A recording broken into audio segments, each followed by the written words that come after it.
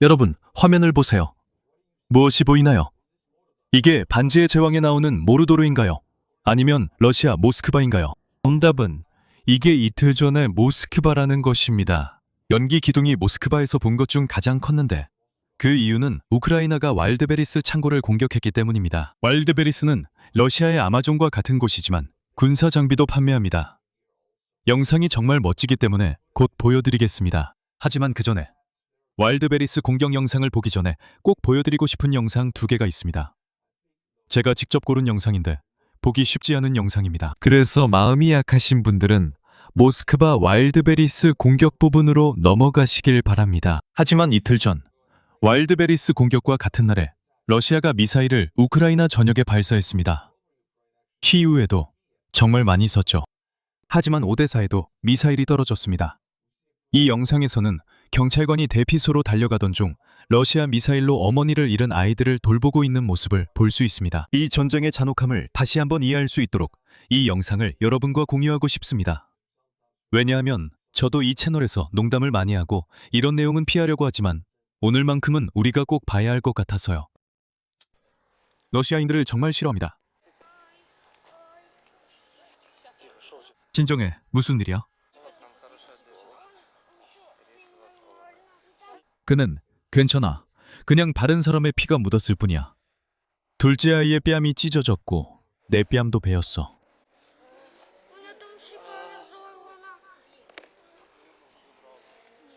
경찰이 치료하는 방법을 알고 있어.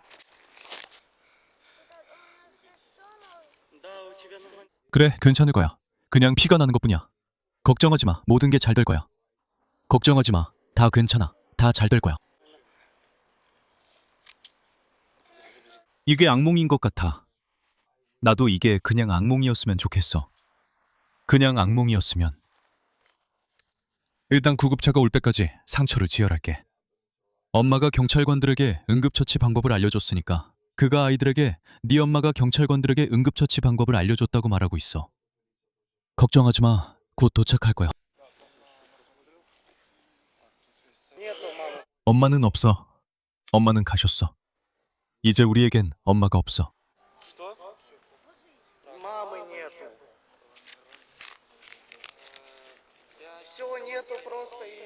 우리 엄마에 대해 그렇게 말하지 마.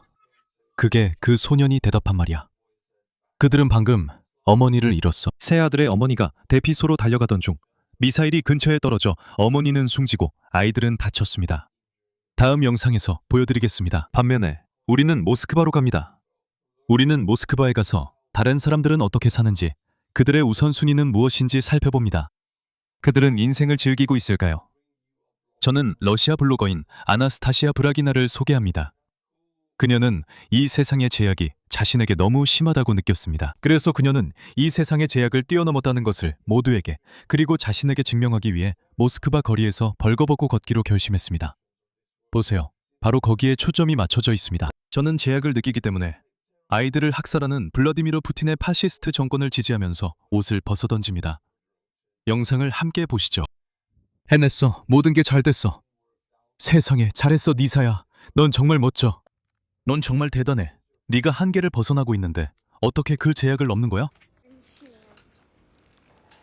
참고로 그녀는 지금 완전히 벌거벗었어. 네가 못 볼 뿐이지. 그냥 돌아다니며 우체국에 가는 것 같아. 처음엔 이 남자가 나를 갈망하는 눈빛으로 쳐다봤지만 이내 왜 내가 그런 행동을 했는지 궁금해하기 시작했어. 솔직히 더는 그에게 설명할 수 없었어. 나도 좀 흥분했거든. 그래서 내가 할 수 있는 한 최선을 다해 그에게 설명했어. 어떻게 해야 하는지 알려줬지. 젠장, 나 진짜. 젠장, 나 자신이 너무 자랑스러워. 진심으로. 세상에, 나 자신이 너무 자랑스러워. 그래서 이 여자애는 한계를 벗어나서 옷을 벗어던졌기 때문에 자신이 정말 자랑스러운 거야. 그녀가 지지하는 정권은 우크라이나. 예를 들어 오데사에서 무고한 아이들을 조용히 살해하고 있는데 우리가 방금 본 그 일은 아마 이 영상이 촬영되기 몇 시간 전에 일어난 일일 거야. 그녀가 옷을 벗어던진 건 용감한 일이야. 쉬운 일도 아니지. 금기나 자신의 벌거벗은 몸에 대한 부끄러움을 극복해야 하니까. 하지만 나는 이 젊은 여성이 자신의 용기를 완전히 잘못된 곳에 쏟고 있다고 생각해 묵묵히 지지하고 우크라이나를 공격하는 살인 정권을 묵인하고 떠받치면서 그녀는 이런 영상을 찍는 거야. 용감해지고 싶다면 러시아 아가씨, 젊은 러시아 여성분, 용감해지고 싶고 정권에 맞서고 싶다면 오몬에 맞서보라고. 모스크바에서 우크라이나에서 아이들이 살해되는 것에 반대하며 거리에서 시위해봐. 그러면 네가 진짜 용감한 거야, 우크라이나인들처럼. 하지만 지금은 솔직히 말해서 여기서 용기를 전혀 볼 수 없어. 여기서 용기는 안 보여. 나는 길을 잃은 젊은 여성만 보일 뿐이야. 정말로 길을 잃었어. 이제 그녀는 벌거벗고 퍼포먼스를 하고 있어. 알겠어. 계산대에서 쿠키 스캔할게.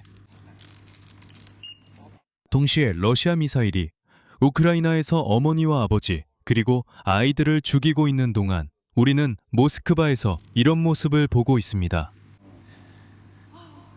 와, 정말 대단한 순간이네요. 그녀는 깨달음을 얻은 듯해요. 저는 너무 두려워했던 것 같아요. 그리고 그 남자가 물어요. 왜 이러는 거냐고요. 저는 모든 신념이 만들어진 것이라고 믿기 때문에 이런 한계와 신념에서 최대한 벗어나고 싶어요. 젊은 러시아 여성분, 블라디미르 푸틴과 애플스비, 그리고 러시아 제국주의적 사고방식이 만든 살인적인 파시스트 정권에서 벗어나세요. 그러면 저는 이렇게 말할 거예요. 당신은 지금 용감하다고요. 하지만 인정해야겠어요. 당신은 정말로 길을 잃었어요. 인도가 필요한 길 잃은 인간이에요. 이제 7월 18일 모스크바에서 발생한 와일드베리스 창고 공격 사건으로 넘어가겠습니다. 와일드베리스는 러시아 온라인 판매 업체입니다. 아마존처럼 그들도 드론, FPV 드론, 광섬유 케이블 등 다양한 제품을 판매합니다. 어디서든 살 수 있는 모든 것을 판매하고 있습니다. 그런 물건들이 러시아의 와일드베리스에서 팔리니까 우크라이나인들이 그 창고를 공격했습니다. 먼저 멋진 영상들을 보기 전에 그들이 무엇을 파는지 먼저 보여드리겠습니다. 그래야 이해가 같아질 수 있습니다. 예를 들어 드론에서 물건을 떨어뜨릴 수 있게 해주는 장치를 살 수도 있습니다. 그것들은 돌일 수도 있지만 그냥 그렇게 수류탄이나 폭탄일 수도 있습니다. 이것은 분명히 민간인에게 판매되어서는 안 되는 물건입니다. 많은 러시아 자원봉사자들이 러시아 군대를 지원하고 있습니다. 이는 우리가 우크라이나 군대를 지원했던 것과 비슷한 러시아판이라고 할 수 있습니다. 그들은 와일드베리스에서 물건을 삽니다. 그래서 이 주로 민간인을 위한 마켓플레이스에서도 군용 장비를 판매합니다. 그래요, 저걸 보세요. 많은 러시아 군인들이 이런 장비를 착용합니다. 그리고 우크라이나인들도 이미 새로운 빙고판을 만들었습니다. 예전에는 정유소였는데 이제는 물류 창고입니다. 우크라이나는 이전에는 물류 창고를 많이 공격하지 않았습니다. 러시아는 공격한 적이 있습니다. 러시아는 수년간 우크라이나 창고를 공격해왔지만 우크라이나는 그런 식의 공격은 하지 않았습니다. 그들은 예전엔 군사와 크게 연결되지 않았다고 봤지만 이제는 그렇게 생각합니다. 와일드베리스는 자원봉사자들이 전선에 보내는 군사 장비를 많이 취급합니다. 그래서 이 일렉트로스탈의 와일드베리스 창고가 공격받았습니다.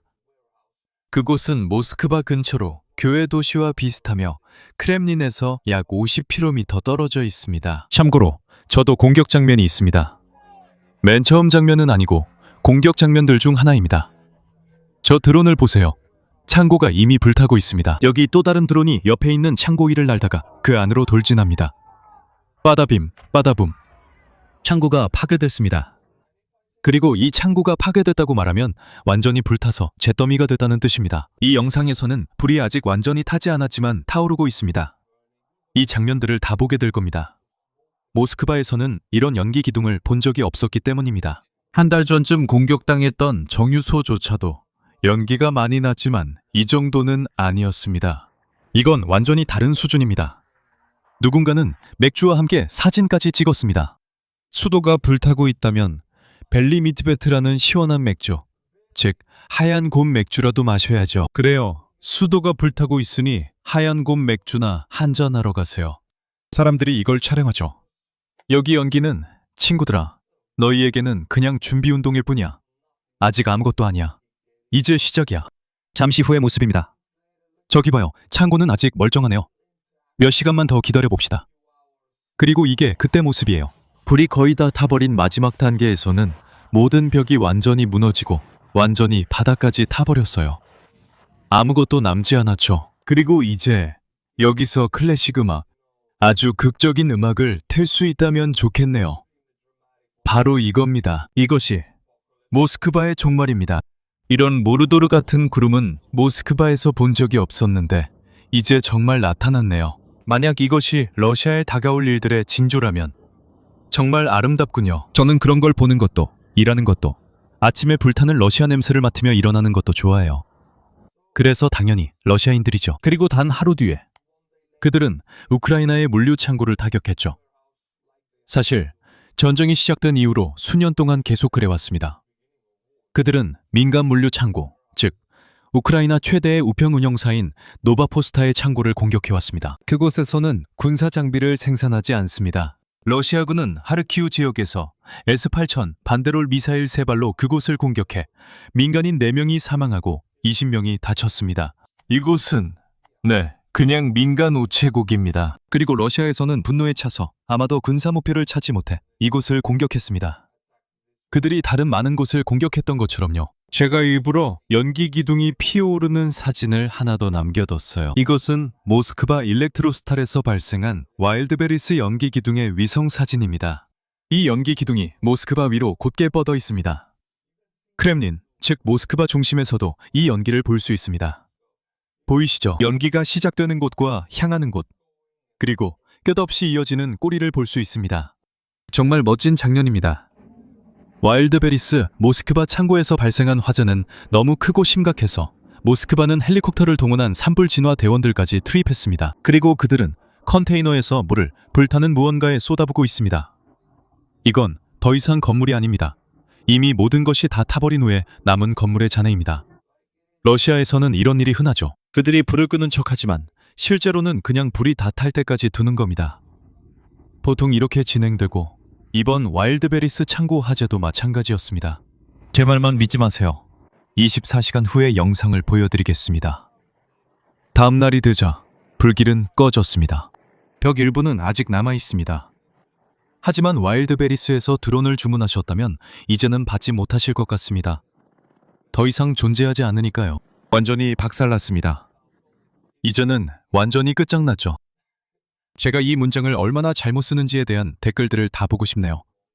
참고로 이곳이 유일한 와일드베리스 창고는 아니었습니다. 우크라이나가 같은 밤에 두 곳을 타격했거든요. 또 다른 하나는 돈브로브에 있었습니다. 우크라이나 드론과 러시아 방공군이 동시에 그곳을 공격했습니다.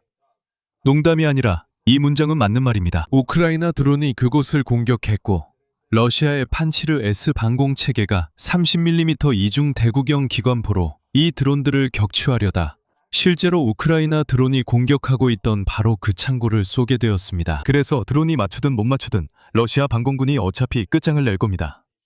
한번 보시죠. 이것이 우크라이나 드론이 공격하고 있는 창고를 러시아 방공군이 사격하는 장면입니다.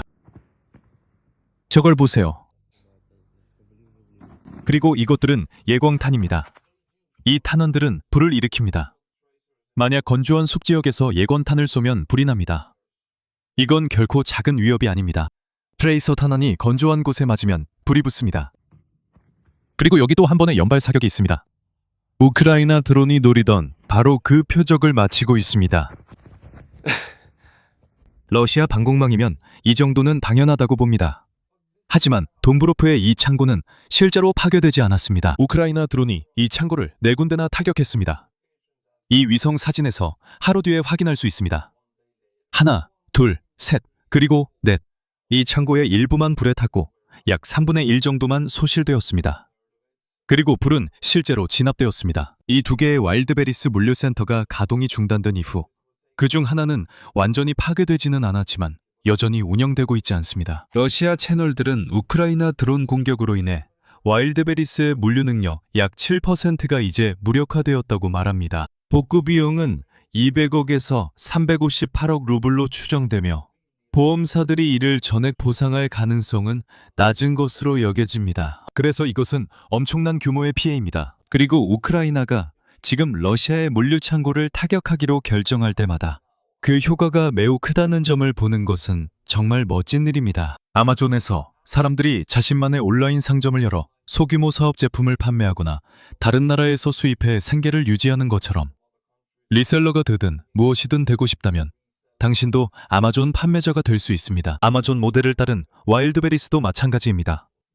이 남자는 와일드베리스 사업가로 약 30개 소규모 매장을 운영하며 물류 시스템도 갖추고 있습니다. 그들은 상품을 보관 생산하고 와일드베리스의 자동화된 풀필먼트를 이용합니다.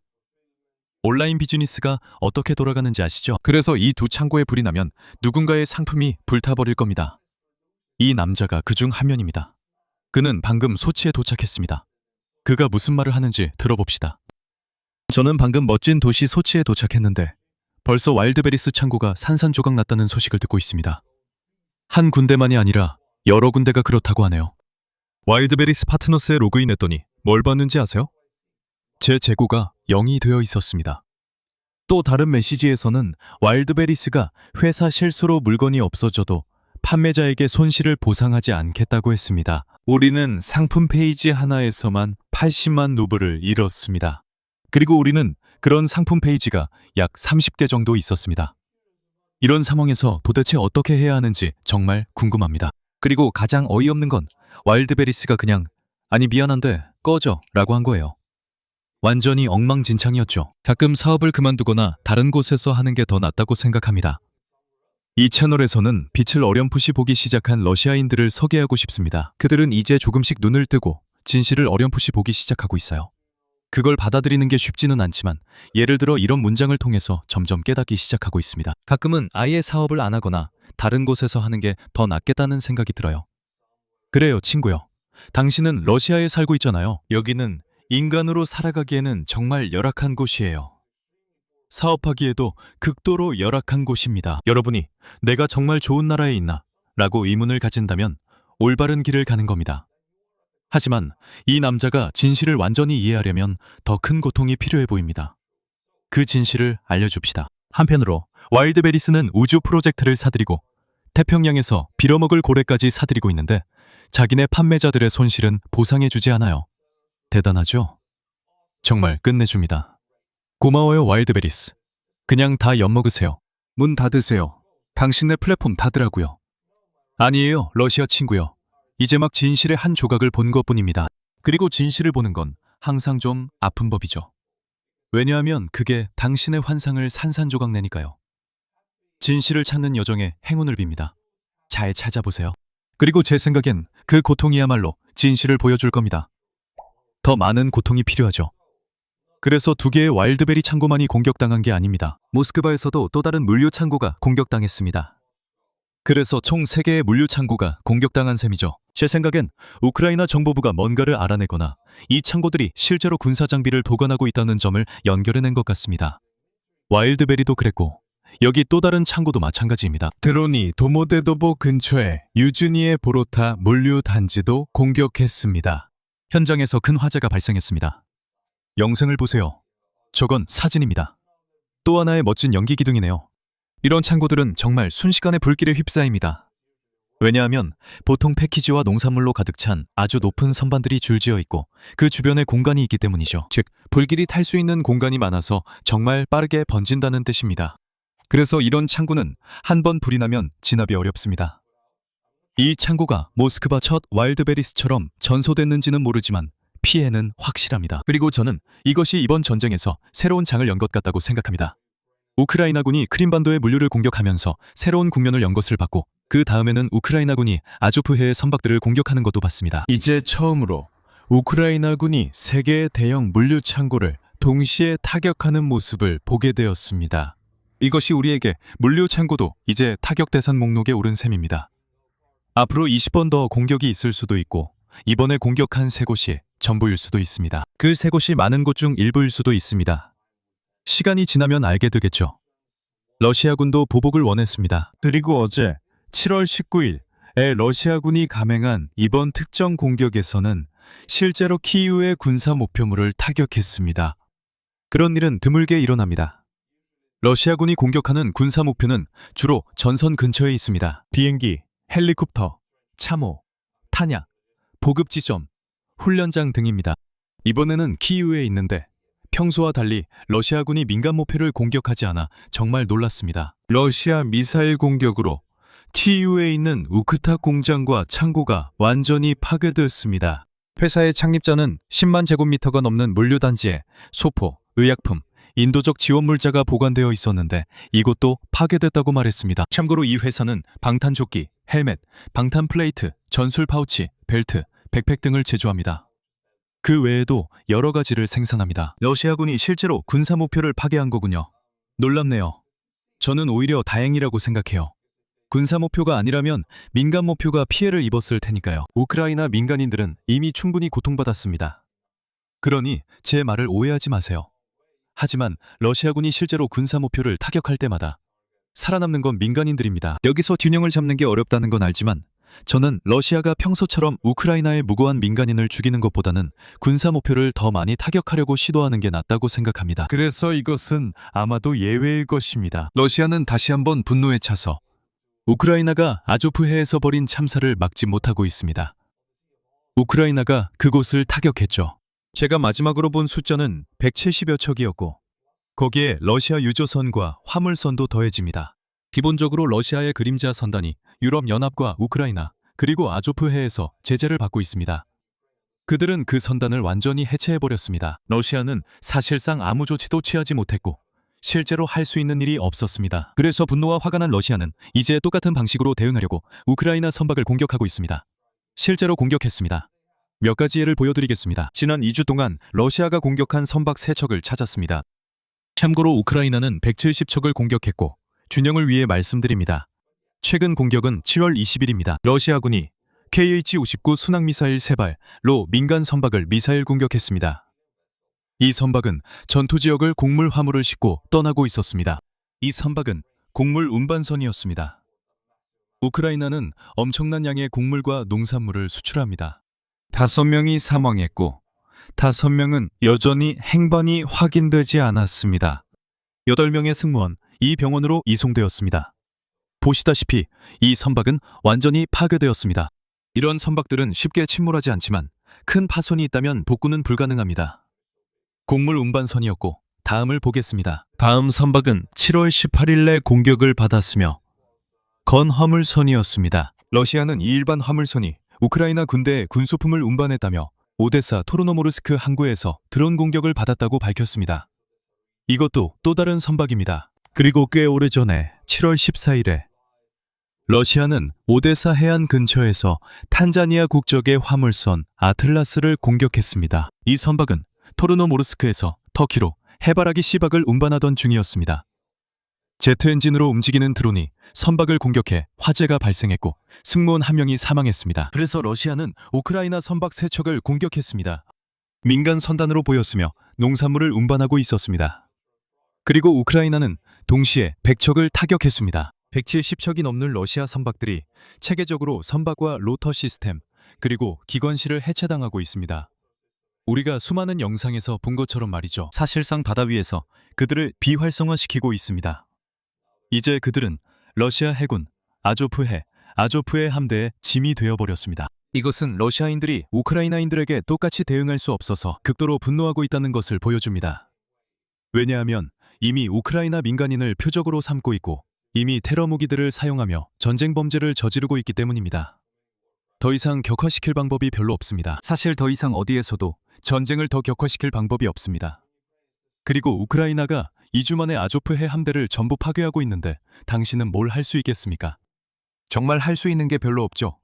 우크라이나 선박 3척을 공격한다니 무력해 보여요. 이 영상은 저에게 보기 힘든 2개의 영상으로 시작했지만 해야 할 일이기 때문에 이렇게 하고 있습니다. 누군가는 이 정보를 세상에 알리고 신비로운 러시아인의 사고방식과 그들의 제국주의적 야망을 세상에 드러내야 합니다.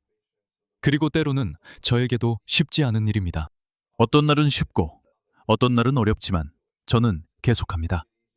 바이미어 커피 회원분들의 후원과 응원 덕분에 더 수월하게 할 수 있습니다. 참고로 오래전부터 함께해 주신 회원 한 분이 계시며 그분의 이름을 언급하고 싶습니다. 최근에 가입하신 건 아니지만 2년 반이 넘도록 회원이 되어 주셨습니다. 저에게는 정말 긴 시간입니다. 2년 반 전 제가 어디에 있었는지 기억이 납니다. 그때 가입하셨고 지금도 함께해주고 계십니다. 정말 감사합니다. 피에르 루코스크. 가입과 지속적인 회원 활동에 감사드립니다. 정말 감사합니다. 새 회원이 가입하면 또 그분들 이름을 잘못 발음할 거예요. 지금은 새로운 회원이 없지만 전설적인 영웅들, 수년 동안 함께해온 오래된 회원들이 계십니다. 새로운 회원이 없으면 그분들을 계속 언급할 거예요. 감사합니다, 여러분. 다음 영상은 매주 월, 수, 금 업로드 예정이니 구독하고 다시 찾아와 주세요. 안녕히 계세요.